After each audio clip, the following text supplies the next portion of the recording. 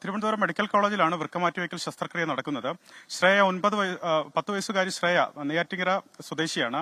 Shreya SAT ആശുപത്രിയിൽ ചികിത്സയിലായിരുന്നു. വൃക്ക സംബന്ധമായ രോഗത്തെ തുടർന്നാണ് ചികിത്സയിൽ. ഞാൻ നേരത്തെ 1-2 ഡോക്ടർമാരോട് സംസാരിച്ചപ്പോൾ അവർ പറഞ്ഞത് വൃക്കയ്ക്ക് വളർച്ചയില്ലാത്തതാണ് ശ്രേയയുടെ രോഗം എന്നുള്ളതാണ്. വൃക്ക മാറ്റിവെക്കുക മാത്രമാണ് പോംവഴി എന്നുള്ളതാണ് അവർ പറഞ്ഞത്. SATയിൽ ചികിത്സയിലായിരുന്നെങ്കിലും ഈ വൃക്ക മാറ്റിവെക്കൽ ശസ്ത്രക്രിയ നടക്കുന്നത് തിരുവനന്തപുരം മെഡിക്കൽ കോളേജിലെ നെഫ്രോളജി ഡിപ്പാർട്ട്മെന്റിലാണ്. സജി ഹരിത ദമ്പതികളുടെ മകളാണ് 10 വയസ്സുകാരി ശ്രേയ. സജിയും ഹരിതയും 24-നൊപ്പം ഉണ്ട്.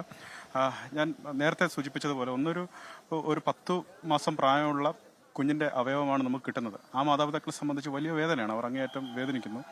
നിങ്ങളെ സംബന്ധിച്ച് മകൾക്ക് കാത്തിരുന്ന ഒരു അവയവം ലഭിക്കുന്നു. ഈ സന്ദർഭത്തെ എങ്ങനെയാണ് കാണുന്നത്? ഇങ്ങനെ സംസാരിക്കാൻ അറിയാൻ പാടില്ല. എന്നാലും ആ കുടുംബത്തിൻ്റെ കൂടി ഒരുപാട് എത്ര നന്ദി പറഞ്ഞാലും അത് തീരത്തില്ല. എൻ്റെ കൊച്ചിന് ഇതുപോലെ ഡയാലിസിസ് 1 വർഷമായി. ഇത് ഡയാലിസിസ് തുടങ്ങിയിട്ട് നമ്മളിതുപോലെ കാത്തിരിക്കുകയായിരുന്നു. ഇതുപോലെയാണ് ഇന്നലെ നൈറ്റാണ് വിളിച്ച് ഇതുപോലെ ഇവിടെ SAT വിളിച്ച് പറഞ്ഞത് പെട്ടെന്ന് വരണമെന്ന്. ഇതുപോലെ എറണാകുളത്ത് കൊച്ചിൻ്റെ അവയവം ദാനം ചെയ്യുമെന്ന് പറഞ്ഞുകൊണ്ട് വിളിച്ചതാണ്. അങ്ങനെ പെട്ടെന്ന് SAT വരികയും ചെയ്ത് ഇവിടെ നിന്ന് സാമ്പിൾ കൊണ്ട് എറണാകുളത്ത് പോവുകയും ചെയ്തു. വേഗം പിന്നെ മാച്ചിങ്ങിൻ്റെ കാര്യങ്ങളെല്ലാം നടന്നു. ആ കുടുംബത്തിൽ അവര് ആ ഫാമിലിക്ക് അവര് ദുഃഖത്തോടെ നമ്മൾ ചേർന്നുണ്ട്. വളരെ ഉപകാരം, വളരെ നന്ദി.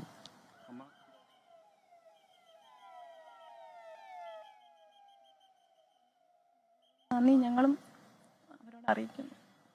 അതായത് ആ മാതാവ് നേരത്തെ ഡ്രിയ എന്ന് പറഞ്ഞിട്ടൊരു 6 മാസം പ്രായമുള്ള കുഞ്ഞിന് കരൾ കൊടുക്കുന്നുണ്ട്.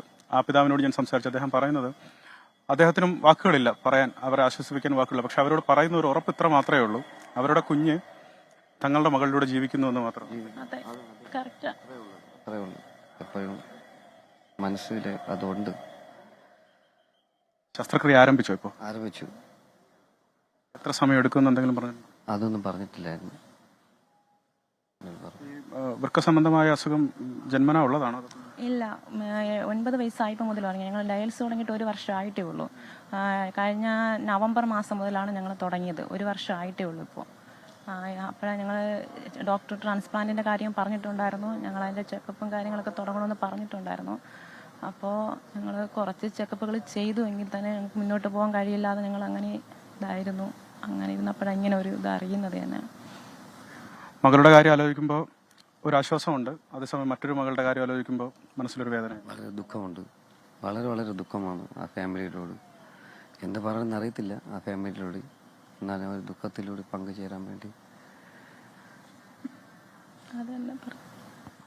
ശ്രീനിധി, അത് വൈകാരികമാണ്, ഹൃദയഭേദകമാണ്. മാതാപിതാക്കൾ അറിയാം, അവരും ഒരു പെൺകുഞ്ഞിന്റെ അച്ഛനും അമ്മയുമാണ്. സമാനമായി തന്നെ മറ്റൊരു കുഞ്ഞ്, 10 മാസം പ്രായമുള്ള ഒരു കുഞ്ഞിനാണ് ഈ ലോകത്ത് 5 കുരുന്നുകൾക്ക് ജീവൻ പകുത്തു നൽകി ആ കുഞ്ഞ് യാത്രയാകുന്നത്. അവർ നേരത്തെ നമ്മൾ സൂചിപ്പിച്ചതുപോലെ ഈ കുഞ്ഞാലിൻ 5 പേരിലൂടെ ജീവിക്കും. അവരുടെ മകൾ ശ്രേയയിലൂടെ ജീവിക്കും. അത് ബൈജുകുമാറിന്റെ മകൾ ഡ്രിയയിലൂടെ ജീവിക്കും. ഇനി ഈ ഹൃദയവാൾവ് സ്വീകരിക്കുന്ന കുഞ്ഞിലൂടെ ജീവിക്കും. ഒപ്പം ഈ നേത്രപടലങ്ങൾ സ്വീകരിക്കുന്ന കുഞ്ഞിലൂടെ ജീവിക്കും. അങ്ങനെ ഒരു മഹത്തായ അവയവദാനമാണ് കേരള ചരിത്രത്തെ സംബന്ധിച്ച് നടന്നത്. അതിൽ പ്രധാനപ്പെട്ട പ്രത്യേകത ഞാൻ നേരത്തെ സൂചിപ്പിച്ചു. ഏറ്റവും പ്രായം കുറഞ്ഞ അവയവം നൽകുന്നയാളാണ്. അതുപോലെ ഏറ്റവും പ്രായം കുറഞ്ഞ അവയവം സ്വീകരിക്കുന്നയാളും ഈ പ്രൊസീജിയറിൽ വന്നു ചേർന്നു എന്നുള്ളതാണ്. അതിൽ ഒരുപാട് പേർക്ക് നന്ദി പറയേണ്ടതുണ്ട്. ഇതിന് പിന്തുണച്ച ഒരുപാട് പേർക്ക് നന്ദി പറയേണ്ടതുണ്ട്. കാരണം ഈ വാഹനം ഇവിടേക്ക് എത്തിപ്പെടുന്നതിന് വേണ്ടി വഴിയൊരുക്കിയ പോലീസ് സംവിധാനം, മറ്റ് അധികൃതർ, അതുപോലെ പൊതുസമൂഹം, അവരെല്ലാവരും ഒരുമിച്ച് നിന്നതുകൊണ്ടാണ് 7:20 എറണാകുളം കിംസ് ആശുപത്രിയിൽ നിന്ന് ഈ ആംബുലൻസ് യാത്ര ആരംഭിച്ച് കൃത്യം 1 മണിക്കൂറും 10 മിനിറ്റും പിന്നിടുമ്പോൾ, 3 മണിക്കൂറും 10 മിനിറ്റും പിന്നിടുമ്പോൾ അത് തിരുവനന്തപുരം കിംസിലേക്ക് എത്തുന്നു.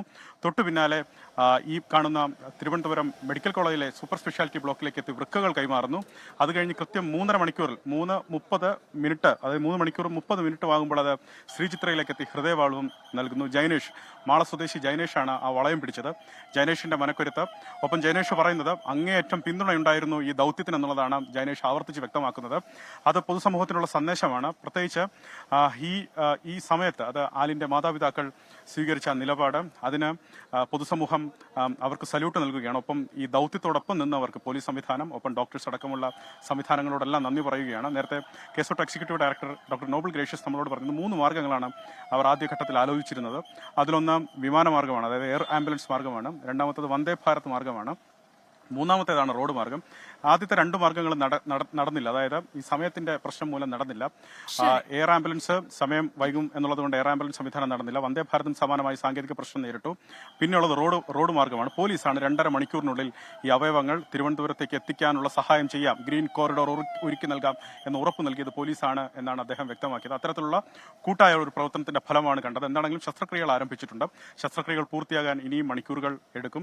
ആ കുഞ്ഞുങ്ങളും ജീവിതത്തിലേക്ക് തിരിച്ചു വരട്ടെ സന്തോഷമായി എന്നാണ് ഈ ഘട്ടത്തിൽ പറയാനുള്ളത്. ശ്രീമതി, ലോകത്തെവിടെയായാലും ഏത് സമയത്തും 24 വാർത്തകളും ഓഗ്മെന്റഡ് റിയാലിറ്റി പാക്കേജുകളും എക്സ്പ്ലെയിനറുകളും വിശദമായി കാണാൻ ഞങ്ങളുടെ യൂട്യൂബ് ചാനൽ നിങ്ങൾക്ക് സബ്സ്ക്രൈബ് ചെയ്യാം.